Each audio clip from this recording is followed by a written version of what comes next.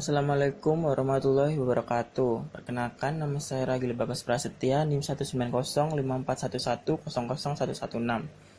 Pada kesempatan kali ini, saya akan menjelaskan beberapa teori belajar Pavlov, yaitu 1. Extinction atau penghapusan, 2. Generalisasi stimulus, ketiga, diskriminasi, keempat, pemilihan spontan.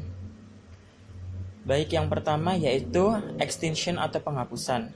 Penghapusan berlaku apabila rangsangan terlazim tidak diikuti dengan rangsangan tak terlazim. Lama-kelamaan individu atau organisme itu tidak akan bertindak balas. Setelah respon itu terbentuk, maka respon itu akan tetap ada selama masih diberikan rangsangan bersyaratnya dan dipasangkan dengan rangsangan tak bersyarat. Kalau rangsangan bersyarat diberikan untuk beberapa lama, maka respon bersyarat lalu tidak mempunyai penguat atau reinforce, dan besar kemungkinan respon bersyarat itu akan menurun jumlah kemunculannya dan akan semakin sering tak terlihat. Peristiwa itulah yang disebut dengan pemadaman, penghapusan atau extinction. Contoh, ada dua orang anak kecil, laki-laki dan perempuan yang biasa bermain bersama.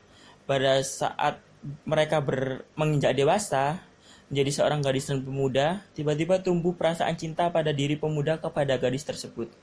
Tetapi tidak demikian dengan sang gadis. Pada saat pemuda teman sejak kecilnya itu menyatakan cintanya, gadis tersebut menolak dengan mengatakan bahwa kita hanyalah berteman atau sahabat sejak dari kecil dan tidak akan bisa lebih dari seorang sahabat. Seperti itu. Teori kedua yaitu generalisasi stimulus. Rangsangan yang sama akan menghasilkan tindak balas yang sama. Pavlov menggunakan bunyi lonceng yang berlainan nada, tapi anjing masih mengeluarkan air liur. Ini menunjukkan bahwa organisme telah terlazim dengan dikemukakan suatu rangsangan tak terlazim akan menghasilkan gerak balas terlazim, yaitu air liur. Walaupun rangsangan itu berlainan atau hampir sama. Contoh, anak kecil yang merasa takut pada anjing galak tentu akan memberikan respon rasa takut pada setiap anjing. Tetapi, melalui penguatan dan pemadaman diferensial, rentang stimulus rasa takut menjadi menyempit hanya pada anjing yang galak saja. Yang ketiga yaitu diskriminasi.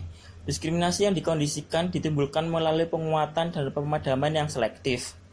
Diskriminasi berlaku apabila individu berkenaan dapat membedakan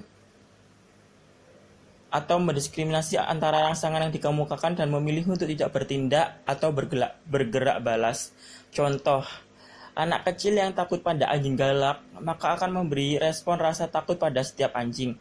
Tetapi ketika anjing galak terikat dan terkurung dalam kandang, maka rasa takut anak itu menjadi berkurang. Generalisasi awal stimulus ini secara bertahap membuka jalan bagi proses pembedaan. Baik, teori keempat yaitu pemilihan spontan. Contoh, guru yang awalnya memulai pelajaran dengan senyum dan ramah serta mengawali pelajaran dengan memberi persepsi ataupun metafora sebelum memberikan materi pelajaran atau pelatihan soal, dirasa siswa itu merupakan stimulus yang dapat membangkitkan minat dan motivasi siswa untuk belajar. Namun bila kemudian hari guru tersebut masuk dengan senyum dan tanpa memberikan persepsi dan metafora dan langsung memberikan latihan soal, maka mungkin minat dan motivasi siswa untuk belajar dapat berkurang, dan bila kondisi tersebut terjadi berulang-ulang dalam waktu lama, maka kemungkinan besar minat dan motivasi siswa untuk belajar dapat hilang.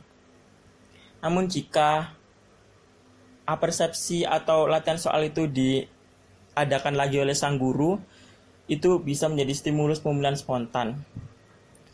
Baik, itu saja yang dapat saya jelaskan.